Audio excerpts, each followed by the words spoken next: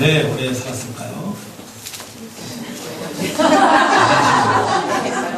맞아요. 학자들이 말하기 대부분의 사람들이 수긍하는 답이 바로 겁니다. 하와가 오래 살 수 있던 것은 그녀에게는 시어머니가 없었기 때문이다. 그런 분석이 나왔습니다. 이 분석에 모든 사람들이 고개를 끄덕끄덕 했다고 합니다.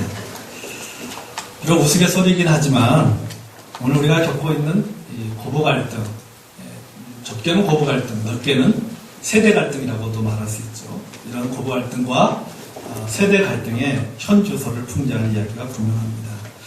그래서 어떤 분들은 말합니다. 이 고부 간의 갈등은, 이 문제는 예수님이 재림해야지만 해결될 수 있는 문제다. 그렇게 이야기를 하기도 합니다. 여자에게 있어서 결혼이라는 것이 뭔가 이렇게 생각을 해보니까요. 여자에게 있어서 결혼이라고 하는 것은 여러 가지로 생각해 볼 수 있겠지만 두 어머니를 모시는 것이 결혼이다. 하나는 시어머니, 하나는 친정어머니. 좀 심하게 말하면 바라는 어머니와 퍼주는 어머니. 이 어머니를 모시는 것이 바로 여자에게 있어서 결혼이다. 또 여자에서 결혼이란 뭐냐? 한 남자를 선택하기 위해서 동시에 따라오는 아합까지도 같이 선택해야 되는 것이, 그것이 바로 결혼이다. 그만큼 여자에게 있어서 결혼 생활이라고 하는 것은 두 사람만 살면, 부부만 살면은 문제가 되지 않는데, 부부만 사는 것이 아니라, 부부만 관계를 맺고 살아가는 것이 아니라 또 여러 주변의 여러 사람들과 또 친척들과 또 이 남자와 관련된, 남편과 관련된 여러 관계들도, 그 관계들도 같이 맺고 살아야 하기 때문에 결혼이라고 하는 것이 결코 쉽지 않다는 생각을 하게 됩니다. 자, 오늘 본문에도 보면은 고부 관계가 나오는데, 이 오늘 본문에 아주 좋은 그런 고부 관계가 나옵니다. 바로 나오미와 룻의 관계입니다. 룻기 1장 16절과 17절에 보면은 한 며느리가 시어머니에게 드리는 감동의 고백이 나옵니다. 그러니까 본문이 이렇게 말하고 있죠. 룻이 이르되 내가 어머니를 떠나며 어머니를 따르지 말고 돌아가라. 강권하지 마옵소서. 어머니께서 가시는 곳에 나도 가고 어머니께서 머무시는 곳에 나도 머물겠나이다. 어머니의 백성이 나의 백성이 되고 어머니의 하나님이 나의 하나님이 되시리니 어머니께서 죽으시는 곳에 나도 죽어 거기를 묻힐 것이다. 만일 내가 죽는 일 위해 어머니를 떠나면 여호와께서 내게 벌을 내리시고 더 내리시기를 원하나이다. 여러분, 며느리들이 이런 고백을 하면 시어머니들 얼마나 좋겠습니까? 반대로 여기 여러분 알다시피 누가 죽었어요? 룻의 남편이 죽었잖아요. 그러니까는 그 시어머니 나오미가 뭐라 그래요? 너 가라. 네 인생을 살아라. 가라. 이렇게 말해줄 수 있는 시어머니가 있다면 여러분 얼마나 그 며느리는 행복하겠습니까? 저는 우리 성도 여러분들의 가정에 또 시집에 시어머니와 며느리 사이에 이런 고백이 있기를 기도합니다.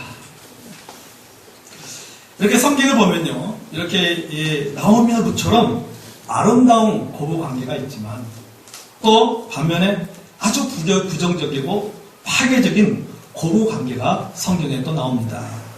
창세기 26장 34절과 35절에 나오는 리브가 이야기입니다. 여러분, 리브가가 누구죠? 리브가의 남편이 누구예요? 이삭이잖아요. 자, 리브가에게는 두 아들이 있었죠? 첫째 아들이 누구예요? 에서. 둘째 아들이 야곱입니다.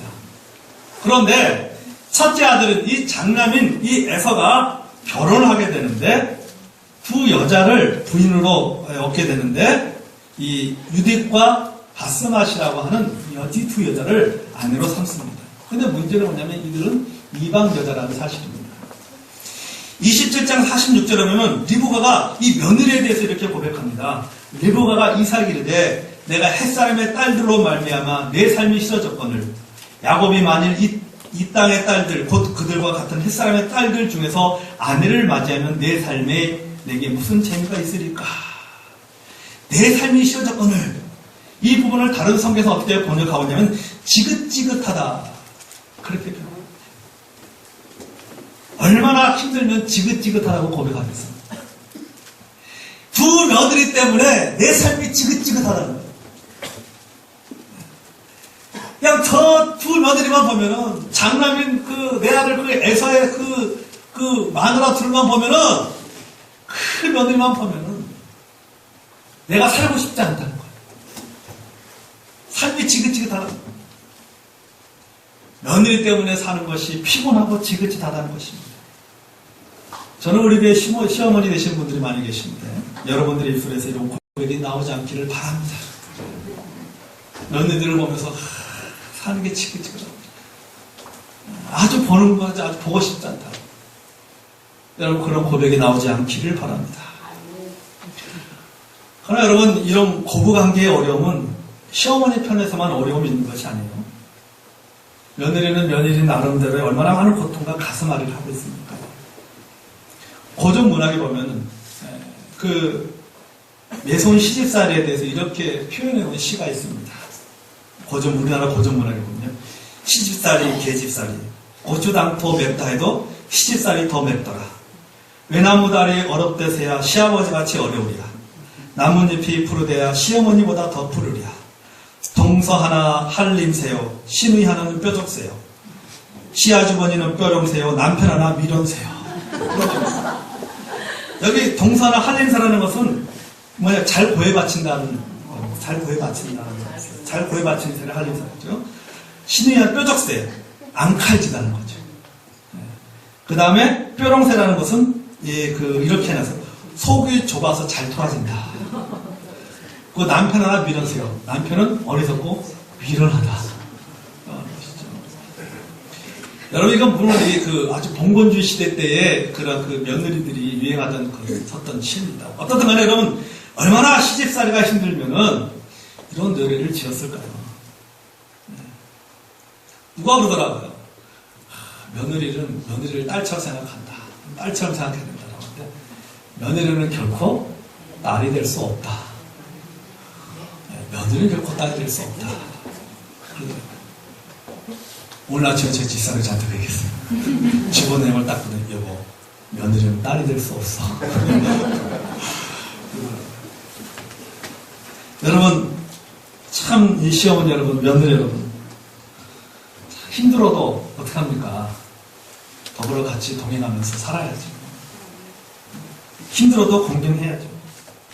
마음에 안 들어도 이해하고 사랑해야 하지 않겠습니까? 왜 해야 됩니까? 싫어도 왜 사랑해야 되고, 힘들어도 왜 더불어 함께 동행하면서 함께 살아야 됩니까? 바로 가족이기 때문이라는 사실이에요. 가족이기 때문에. 배우 윤여정 씨, 여러분 잘 아시죠? 윤여정 씨는 보통 드라마에서 어머니 역할을 참 많이 나오는 그런 배우죠. 어떤 기자가 인터뷰를 하면서 그에게 물었습니다. 윤여정 씨에게 어머니란, 아버지란, 형제란, 가족이란 어떤 존재입니까? 하고 이렇게 질문했어요. 기자가 윤여정 씨에게요. 그때 윤여정 씨가 이렇게 얘기했습니다. 그가 오래전에 만나서 들었던 화가 청경자라는 선생님의 말을 인용해서 말하기를 이렇게 표현했습니다. 당신에게 어머니란, 아버지란, 형제란 무슨 의미인가? 라고 질문했을 때 그 답에 대해서 뭐라고 되면 핏줄은 아픈 거예요. 그렇게 표현했어요. 핏줄은 아픈 거예요. 처음에는 그게 무슨 뜻인가? 핏줄은 아픈 거다. 핏줄이 뭐가 아프구나. 그렇게 생각했는데 가만히 생각해보니까 이게 참 의미가 있는 거네요. 당신에게 아버지란, 당신에게 어머니란, 당신에게 시어머니란 어떤 존재인가? 자녀는 어떤 존재인가? 핏줄은 아픈 것이다. 질문과 전혀 다른 답을 한 것 같은데 가만히 생각해보니까는 참 의미 있는 답을 했다는 생각입니다. 여러분, 핏줄은 아픈 것이라는 건 뭐예요? 아프다는 거예요. 가족은 잘 해주려고 하니까는 뭐예요? 힘이 모자라서 아픈 거예요. 마음은 있는데 못 해주니까 아픈 거예요. 다른 사람 같으면은 도망칠 수 있는데 도망칠 수 없으니까는 아픈 거예요. 이를 악물고 도망치고 못내 떨쳐버리고 버릴 수 없으니까는 아픈 거예요. 서로 찌르면서 서로 상처를 주면서 괴로워하지만 아파하지만 아프다고 속 시원하게 그것을 말하지 못하니까 그래서 아픈 거예요. 그게 뭐예요? 그게 바로 가족이라는 사실이죠. 그러니까 시어머니 때문에 힘들지만 그래도 뭐예요? 남편과 자녀들 때문에 참고 이겨냅니다. 며느리가 마음에 들지 않지만 자식 녀석 앞뒤를 생각해서 이해하고 베풉니다. 아프지만 왜요? 가족이기 때문이라는 거죠. 가족입니다. 자, 여러분 우리는 이렇게 한편으로는 가족이라고 하는 짐을 지고 한편으로는 가족이라는 덤으로 사는 것입니다. 가장 가까이 있기 때문에 상처를 주지만 또 가장 가까이 있기 때문에 상처를 쌓으며 주는 것이 바로 가족이라는 사실이죠. 시어머니와 며느리의 관계도 마찬가지입니다. 가까이 하면 너무 먼 당신이 아니라는 사실이에요. 풀 수 없는 관계가 아니라는 것입니다. 가족이에요. 우리는 시어머니와 며느리의 관계가 어떤 생명적인 라이벌의 관계가 아니라 풀고 해결해야 될 문제예요. 그리고 푸는 과정이 쉽진 않지만은 반드시 풀어야만 되는 또 해답이 있는 것으로 믿어야 될 줄로 믿습니다. 이것이 우리 예수 믿는 사람들이 가져야 될, 예수 믿는 며느리들이 시어머니를 보면서 가져야 될 마음자세고, 예수 믿는 그런 시어머니들이 며느리들을 보면서 가져야 될 마음의 자세라는 사실입니다. 자, 그럼 어떻게 하면 이 시어머니와 며느리의 관계, 이 시월드에서 평화를 누리면서 살 수 있을까? 좋은 관계 유지하면서 살 수 있을까? 그것은 바로 가족으로서 살아가는 것입니다. 그래, 가족으로서 살아가야 된다는 거죠. 여러분, 시어머니 나오미와 며느리 루스의 대화를 통해서 우리가 할 수 있는 것은 뭐예요? 그들은 서로를 어떻게 생각하고 있어요? 가족으로 생각하고 있다는 사실이에요. 가족으로 생각. 여기 보세요. 서로를 가족으로 생각하고 있다. 여러분, 서로라는 말은 뭡니까? 관계라고 하는 것은 혼자만의 노력으로 되는 것이 아니다라고 하는 거예요. 일방적으로 며느리가 노력한다고 해서 관계가 개선되고 회복되는 것도 아니고, 또 시어머니가 노력한다고 해서 일방적으로 시어머니 혼자 노력한다고 해서 관계가 개선되는 것이 아니다라고 하는 것이죠. 철저하게 뭐예요? 서로 해야 된다라고 하는 것이죠.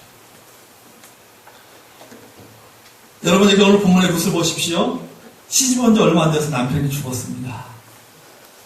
설상가상 집안에 있는 남자의 씨가 다 말라버렸어요. 다 죽었어요. 계속되는 흉노로 말미암아 이제 먹을 것도 부족하게 되었습니다. 이쯤 되면은 시어머니는 며느리에게 책임을 전가할 수도 있어요. 그 당시에 어떤 그런, 과거 우리나라 많이 그랬잖아요. 그렇잖아요? 집안이 남편이 죽으면은 뭐라고 얘기해요? 남편 잡아먹은 년, 이런 식의 표현을 쓰잖아요. 그렇죠? 잡아먹은 년이란 말이죠.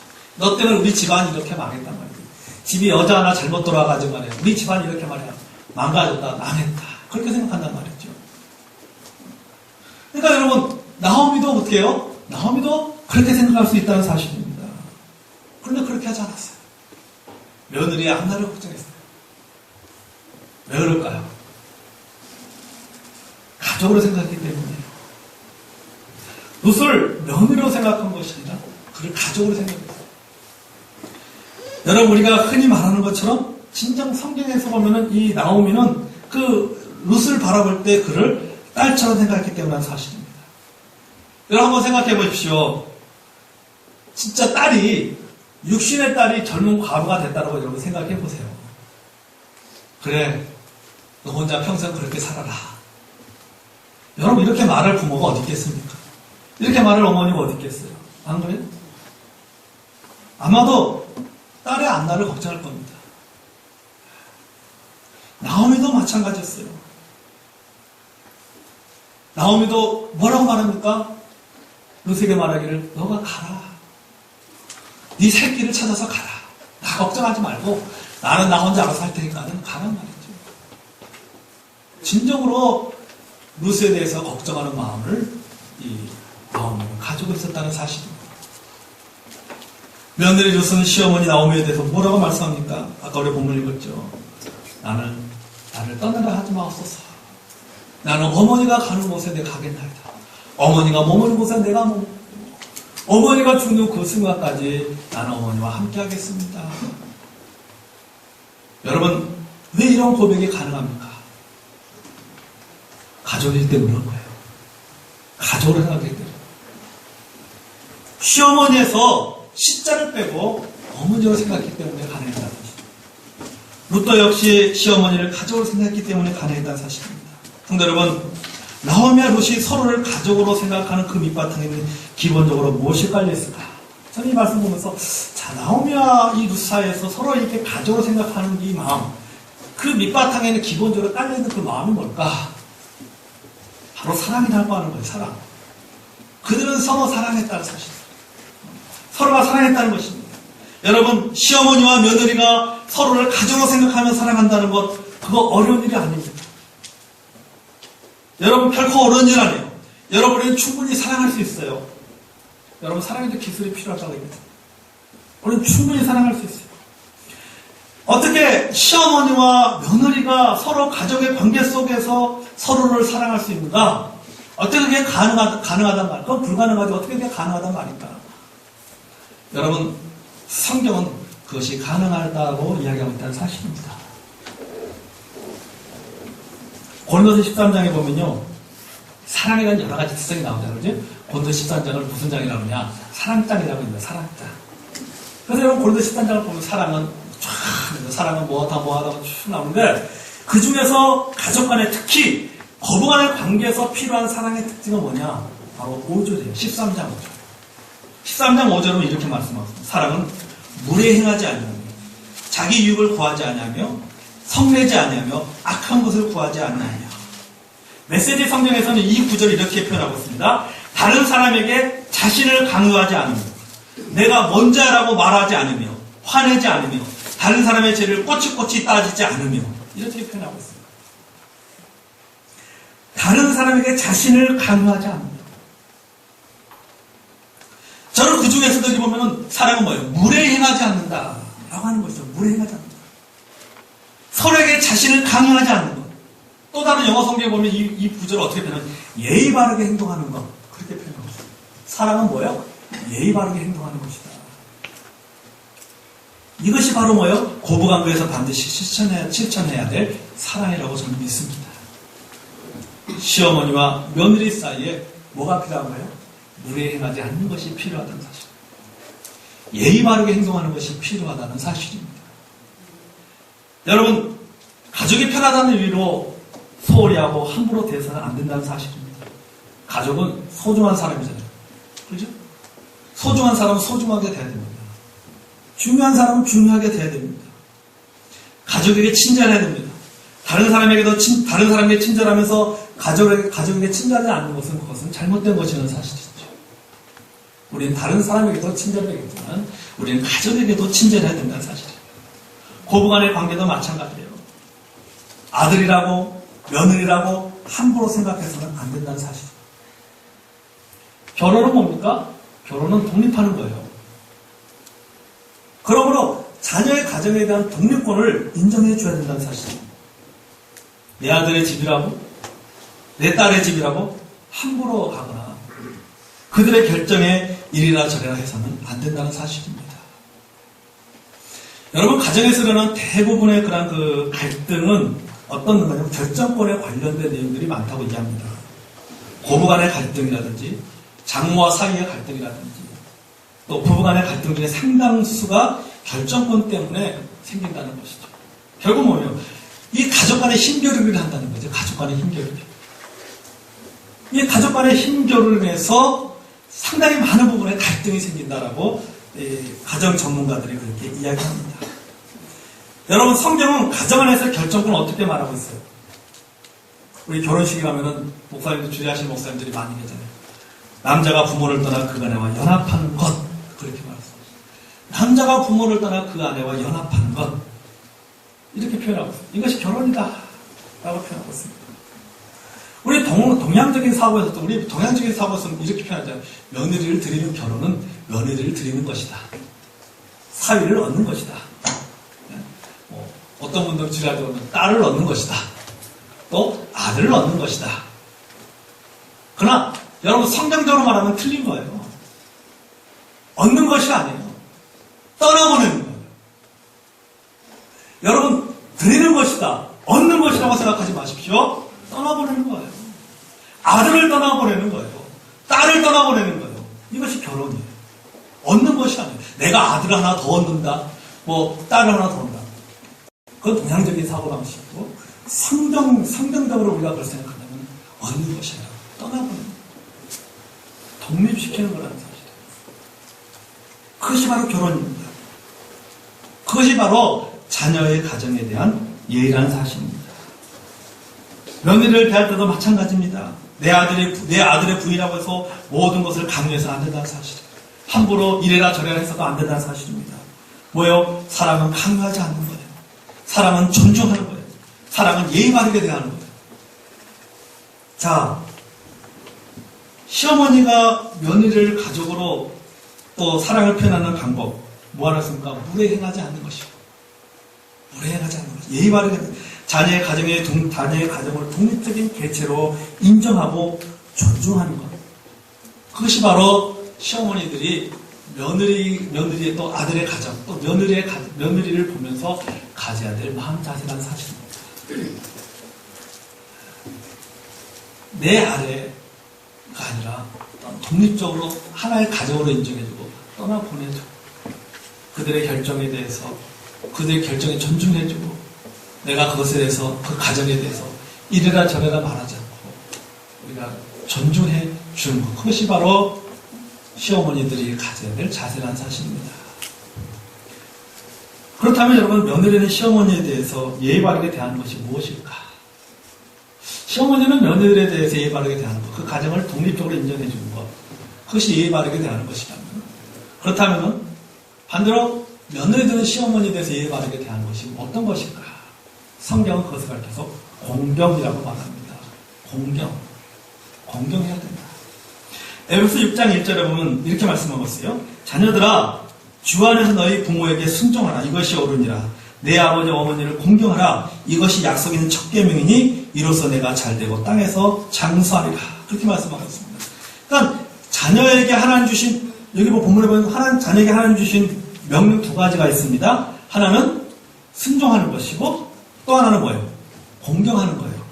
자, 부모에게 순종하라는 말씀은 곧 부모가 자녀의 결정권자라는 의미입니다. 다시 말해서 자녀는 부모가 결정한 대로 따라가야 된다는 사실. 그것이 순종이에요. 그러나 그 결정권에 변화가 올 때가 있습니다. 언제냐? 자녀가 결혼할 때라는 사실이에요. 자녀가 결혼할 때예요. 결혼하기 전에는 자녀는 부모의 결정권에 따라야 됩니다. 순종해야 됩니다. 그러나 그 결정권에 있어서 변화가 오는데 그것은 자녀가 결혼하게 되면 그 결정권에 변화가 온다는 사실입니다. 결혼한 자녀는 이제는 어떻게 해요?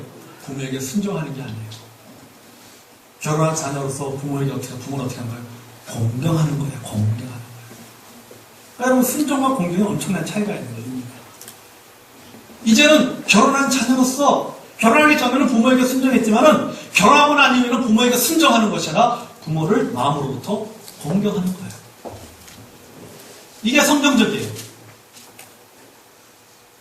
순종은 결정에 따르는 것이지만은 공경은 뭐예요? 마음으로부터 존경하는 거예요. 마음으로부터 부모를 존경하는 거예요. 부모를 귀여기는 것입니다. 자녀로서 며느리로서 시어머니를 공경하는 거예요. 자, 그럼 어떻게 시어머니를 공경할 수 있을까? 자, 어떻게 공경할 수 있을까? 뭐 여러 가지를 얘기할 수 있지만 저는 한 가지만 얘기했습니다. 어떻게 공경해야 될까? 돈으로 공경하는 거예요. 의외죠? 돈으로 공경하는 거예요. 돈으로. 여러분, 이 공경이라는 단어의 원어적 의미가 참 재밌습니다. 이 공경이라는 단어의 원어적 의미 속에는 어떤 의미는 돈을 드린다는 의미가 들어있어요. 돈을 드린다는 것. 여러분, 공경은 마음으로 하는 것입니다. 맞죠? 공경은 마음으로 하는 것입니다. 그러나 거기까지만 하면은 공경에 반만한 거예요.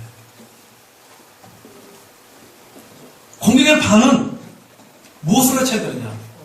돈을 드림으로 채야 된다는 사실이에요. 여러분, 사람과 사람이 살아가는 세상은 단순합니다. 자녀가 어렸을 때는 부모가 돈을 벌어서 자녀들에게 돈을 주잖아요. 그렇잖아요? 자녀들에게 돈을 줍니다. 그 자녀가 성장을 합니다. 반대로 부모는 늙습니다. 그러면 그 성장한 자녀가 돈을 벌어서 부모를 부양하는 것이죠. 그렇죠? 여러분, 이게 하나님이 디자인한 세상의 모습이에요. 뭐 복잡한 거 아니에요. 어렸을 때는 부모로부터 혜택을 받고, 이제 부모가 나이 들고 힘들고 뭐 경제적 능력이 없으면 당연히 자녀들이 부모를 돈으로 부양을 해야죠. 성경에서 공경이라는 단어의 의미 속에 바로 그런 의미가 들어있다는 사실이에요. 돈을 드린다는 의미가 우리가 물질적으로 이상하게 무슨 세상적인 이런 개념이 아니라 공경이라는 단어 속에는 돈을 드린다. 여러분, 그러므로 며느리는 시어머니에게 정기적으로 돈을 드림으로써 공경을 표현해야 될 줄로 믿습니다. 우리 시어머니들 아멘 하시네. 돈을 드려야 돼요.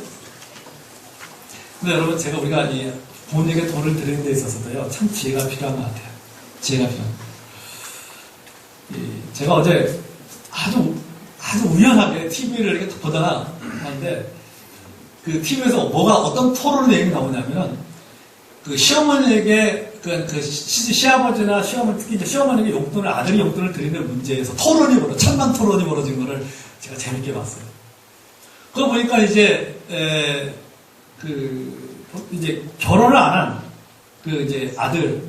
남자들인데 그렇게 얘기했다. 아니, 내 돈 가지고 내가 내 어머니 주는데, 그거 줄 수도 있는 거지. 그걸 굳이 마누라한테까지 이야기하면서 그렇게 줘야 되느냐 말이야. 그렇게 줄 수 있는 거지.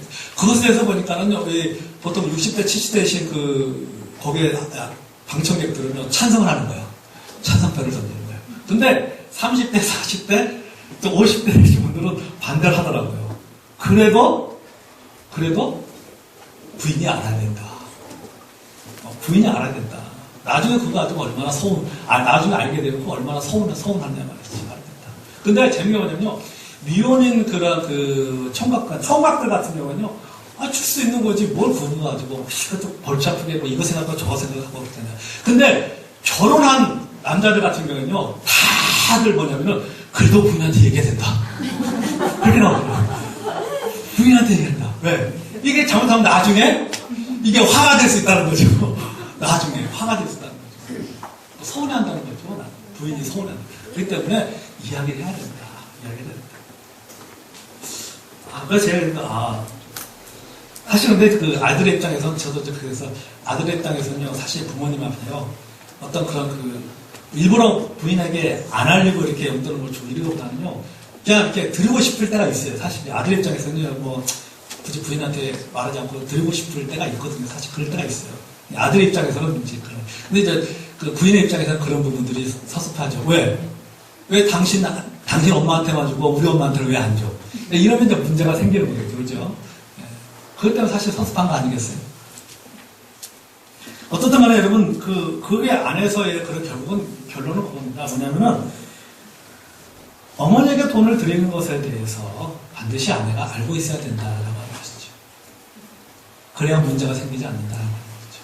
별거 아닌 것 같지만은, 그런 것 가지고 섭섭해할 수 있고, 서운해할 수 있다라고 하는 것이죠.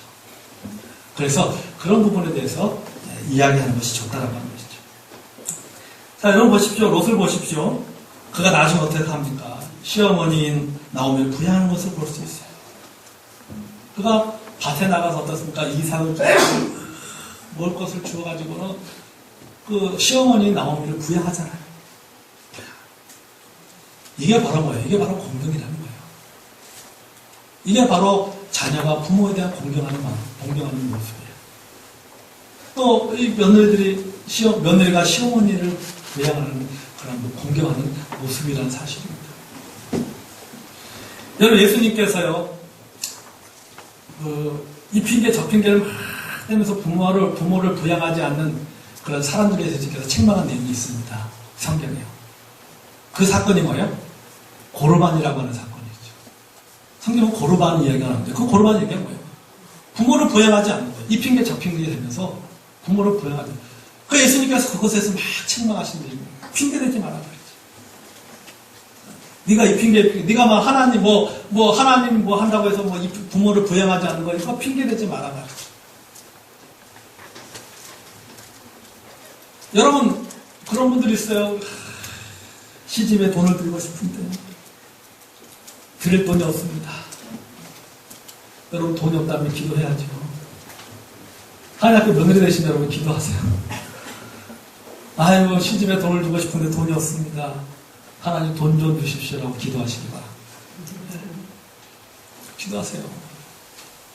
여러분, 아까 말했죠. 분명히 여러분, 아까 공격이라는 단어 속에는 드림의 의미가 있다라고 하는 거예요. 드림입니다. 그래서 이 가정 전문가들이 그런 얘기 하더라고요. 그러면은, 어느 정도를 드려야 되느냐. 가정 전문가들이 말하기를, 양가 부모님, 쉽게 말하면은 뭐 친정이라든지 아니면 시집에 용돈을 부모님에게 용돈을 드릴 때는 어떻게, 어느 정도 드리는 것이 가장 좋은가. 가정 전문가들이, 제가 말하는 것이 아니라 가정 전문가들이 말하는 것이 말하면, 가정 수입의 10분의 1을 드리는 것이 가장 좋다. 그러면 양가는 얼마씩 드리는 거예요? 5% 나눠서 드리는 것이 가장 좋다라고 이야기를 하더라고요. 5% 나눠서. 그래서 참 그 일리가 있는 것 같아요. 그런 드리는 것이. 물론 이제 상황에 따라 좀 틀리겠죠. 부모님의 경제적인 능력이 있느냐 없느냐에 따라서 좀 상황이 틀리겠지만 일반적으로는 그렇게 하는 것이 가장 좋다. 그렇게 이야기를 하더라고요. 자, 여러분 어쨌든 간에 우리가 아까 했지만은 그 시어머니는 며느리에 대해서 그 가정을 인정해주고 그들을 독립적으로 인정해주고 그들의 결정권을 따라두고 존중하는 것이 그것이 바로 예의 바르게 사랑을 표현하는 것이고 또 며느리는 시어머니에 대해서 또 물질을 드림으로 공경을 표하는 것 이것이 예의 바른 그런 사랑을 표현하는 한 가지 방법이라고 했습니다. 자, 여러분 또 한 가지 이제 고번의 관계 속에서 시어머니가 며느리에게 표현할 사랑의 특징, 또 며느리가 시어머니에게 표현할 사랑의 특징이 있다면은 서로가 반드시 갖춰야 될 예의가 있다면 그것은 바로 뭐냐? 바로 말이라고 하는 거예요. 말. 우리가 언어 사용에 있어서도 무례행해서는 안 된다고 하는 거죠. 아까 말했죠. 사랑은 무례행하지 않아요. 다시 말해서 고부간의 관계 속에서 뭐니까 언어에 있어서 예의 바르가 발라야 된다는 거죠. 예의 바른 언어를 사용해야 된다고 하는 것이죠. 왜 서운해 합니까? 용돈 주지 않아서요? 지나치게 간섭해서요? 아니에요. 말 때문에 서운한 거예요. 말 때문에 서운한 거예요. 여러분 관계에서 가장 중요한 것이 뭐예요? 말이에요. 말. 말은 관계를 치료하기도 하고 병들기도 합니다. 말은 살리기도 하고 죽이기도 합니다. 흥하게도 하고 망하기도 합니다. 행복하게도 하고 또 불행하기도 합니다. 말에는 힘이 있어요. 말에는 능력이 있어요. 며느리가 시어머니 흉보입니다. 시어머니가 며느리 흉보입니다. 왜 그런지 아세요? 서운하기 때문에 흉보는 거예요. 서운하지 않으면 흉 안 봐요. 서운하기 때문에 흉보는 거예요. 그러니까 흉을 보는 것이 뭐냐? 흉보는 것은 서운함의 변종이에요. 흉을 본다는 것은 서운하다는 거예요. 다른 말로 표현하면. 그런데 그 서운함은 결국 어디에서 시작되느냐? 말에서 시작된다라고 하는 것이죠. 말에서. 여러분이 알다시피 언어라고 하는 것, 말이라고 하는 것이 얼마나 중요합니까? 이 말이라고 하는 것은요. 하나님 앞에서도 중요한 것이고 사람 앞에서도 중요한 것이 바로 이 언어예요. 말이에요. 가족 간에도 어떻습니까? 이 말 때문에 서로에게 얼마나 많은 상처를 줍니까? 우리가 가장 무례행하는 것 중에 하나가 뭐예요? 말로 무례행하는 거예요. 말로. 언어로 상대방의 마음을 가슴 아프게 할 때가 참 많이 있대요. 서로 간에 말을 예의 바르게 할 때 말을 함부로 함을 통해서 서로 마음에 그런 그 상처를 주는 경우들이 얼마나 많은가. 그러면서 꼭 나중에 되면 어땠습니까? 이게 후회한단 말이죠. 후회한단 말이죠. 그러니까 여러분 나중에 후회하지 말고 나중에 이 언어에서 성경에서도 보면 그렇잖아요. 너희는 듣기는 석회하고 말하기는 더디하라. 듣기는 석회하고 말하기는 더디하라. 그 어떤 분은 그러게요. 3번 듣고 한 번 말하라. 3번 듣고 한 번 말하라. 그러니까 시어머니나 며느리나 마찬가지예요. 3번 듣고 나서 한 번 말하라. 한 번 듣고 3마디 할 생각 하지 말고 3마디 듣고 나서 한 마디 말하라. 그래야지 관계가 개선될 수가 있다는 사실입니다. 여러분 우리 성경 보겠습니다. 이사야서 57장 같이 한번 보겠습니다. 이사야서 57장.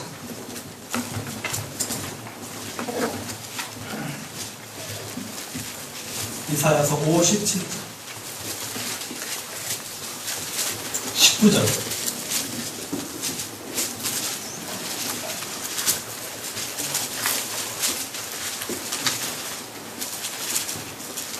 이사야 59장 17절 우리 같이 한번 읽겠습니다. 시작. 이스라엘 열매를 창조하는 자 여호와가 말하노라. 먼데 있는 자에게든지 가까이 있는 자에게든지 평강이 있을지어다. 평강이 있을지어다. 내가 그를 고치리라 하셨느니라. 아멘. 여기 보십시오. 이스라엘 열매를 창조하는 자 여호와. 여러분 하나님은 어떤 분이시냐? 하나님은 이스라엘 열매를 창조하시는 분이시다. 굉장히 무서운 말이에요. 이스라엘 열매를 창조하시는 분이 누구냐? 하나님이라는 사실이에요. 다시 말해서 하나님은 우리가 한 말의 열매를 창조하시는 분이시라는 사실이에요. 그러니까 우리가 하나님을 믿고 믿음으로 구하는 이스라엘 열매를 창조하시는 분이시다. 신약 성경에서 이것을 다룰 표현합니다. 너희가 믿음대로 될지어다. 믿음대로 될지어다. 우리가 믿는 것을 입술로 표현합니다. 그렇죠? 사람은 입의 복력으로 산다고 했어요. 같은 의미예요. 통하는 의미입니다. 이스라엘 열매를 창조하신 분은 하나님이에요. 내가 말한 대로 이루어 주십니다. 그래서 우리는 하나님 앞에서 그리고 사람 앞에서 뭐 해야 돼요? 말을 조심해야 된다는 사실. 말을 지혜롭게 말해야 됩니다. 듣기는 속히 하고 말하기는 더디해야 된다는 사실이에요. 그러므로 서로에게 대해서 우리가 무례한 언어를 사용해서는 안 된다는 사실이에요. 시어머니라고 해서 며느리에게 무례한 언어를 사용해서도 안 되고, 또 며느리도 어떤 자신의 감정을 조절하지 못하고 시어머니에서 무례한 언어를 사용해서는 안 된다는 사실이에요. 어떤 말을 해야 됩니까? 너희 말을 은혜 가운데 소금으로 고르게 한 같이 그런 언어를 해야 됩니다. 덕이 되는 말, 격려되는 말, 축복되는 말을 해야 될 줄로 믿습니다. 그럴 때 진정으로 가족 간에 며느리와 또 시어머니 간에, 시어머니와 며느리 간에 가족으로서 사랑을 서로 느끼고 참으로 하나님이 축복하시는 그런 고부관계가 될 줄로 믿습니다. 서양 속담에 이런 유명한 속담이 있습니다. 어머니는 아기의 요람을 흔들지만 시어머니는 아들의 가정을 흔들어 버릴 수 있다. 굉장히 무서운 말이에요. 이 말은 뭐냐면요, 제가 한 말이 아니라 서양 속담에 이런 속담이 있다는 거예요. 이 말은 뭐냐면 시어머니의 파괴적인 힘이 있다는 사실입니다. 시어머니가 자녀의 가정을 세울 수도 있고 무너뜨릴 수도 있다는 말이에요. 그러므로 여러분, 시어머니는 아들의 가정을 흔드는 사람이 아니라 든든히 세워주는 어머니가 되어야 될 줄로 믿습니다. 아들의 가정을 독립적으로 인정해 주시기 바랍니다. 그리고 늘 기도하는 어머님 되시기 바랍니다. 생각해보세요. 아들을 위해서 기도하는 어머니, 며느리를 위해서 기도하는 시어머니. 이건 기도하는데 미워할 수 있습니까? 그 사람에서 미워하는 마음이 드는데 내가 기도할 수 있어요? 기도 못하죠. 미워하는 마음이 어떻게 기도할 수 있겠습니까? 어떻게 보면 섭섭한 마음이 들 수 있어요. 그 섭섭한 마음도 누구한테 표현해야 됩니까? 며느리한테 표현하는 것입니다. 아들한테 표현해서는 안 돼요. 누구한테 표현해야 돼요? 하나님한테 표현해야 돼요. 하나님, 이런 부분은 섭섭합니다. 하나님께서 이런 부분을 좀 해결해 주십시오. 그게 여러분, 그게 믿는 시어머니의 모습이에요. 시어머니가 섭섭한 것이 있으면 사람에게 풀지 말고 하나님께 풀으라는 거예요. 하나님께서 그 마음으로 하나님께 그 마음으로 움직여 주신다는 사실입니다. 면이 된 우리 자매 여러분 어머니를 공경하시기 바랍니다. 여러분 시어머니 공경하시기 바랍니다. 용돈도 아끼지 말고 먼저 드리시기 바랍니다. 아이들 교육비 다 떼어놓고 이것 떼어놓고 저것 떼어놓고 남으면 드리겠다. 여러분 그런 생각 하지 마세요. 그런 생각 하지 마세요. 그렇게 드리는 것은 뭡니까? 예수님 하는 것처럼 뭐예요? 고르반이에요, 고르반. 고르반이에요, 고르반. 여러분 있잖아요. 아까 말씀과 순종하고 주와 자녀들아 순종하고 공경하라. 그럼 네가 땅에서 뭐래요? 잘 되고 장수한다 그랬단 말이죠. 다 뭐요? 공경하면 하나님께서 축복해 주시고 채워 주신다는 사실이에요. 여러분 보세요. 나오미가 그러니까 그 루시 어떻습니까? 시어머니를 떠나지 않고 시어머니 열심히 부양했어요. 결국 그가 누구와 결혼하게 되니까 보아스하고 결혼하게 되잖아요. 그리고 그 보아스 사이에서 결국 누가 태어나게 돼요? 다윗이 태어나게 돼요. 다윗이. 그러니까 어떻습니까? 공경하면은 여러분 제 얘기는 성경에 나오는 얘기가 아니에요. 부모에게 순종하고 공경하면은 하나님께서 거기에 따라서 복을 주신다는 사실입니다. 여러분, 시어머니와 면대신 여러분, 말로 인해서 서운함이 생기지 않도록 여러분, 은혜로운 말로 서로를 세워주고 격려해 주시기 바랍니다. 그래서 시어머니와 며느리의 관계가 연약함은 도와주고 부족함은 채워주고 허물은 덮어주고 좋은 것은 말해주고 뛰어난 것은 인정해주는 행복한 관계가 되기를 주님의 이름으로 축원합니다. 우리 교회 안에 있는 모든 우리 시어머님들, 또 우리 며느리 되신 분들, 오늘 이 말씀을 우리가 기억하고 예의 바르게 가족으로서 살아가는 예의 바르게 무례행하지 않고 예의 바르게 행동함을 통해서 참으로 행복한 가정을 세워나가는 저와 여러분이 되길 주님 이름으로 축원합니다.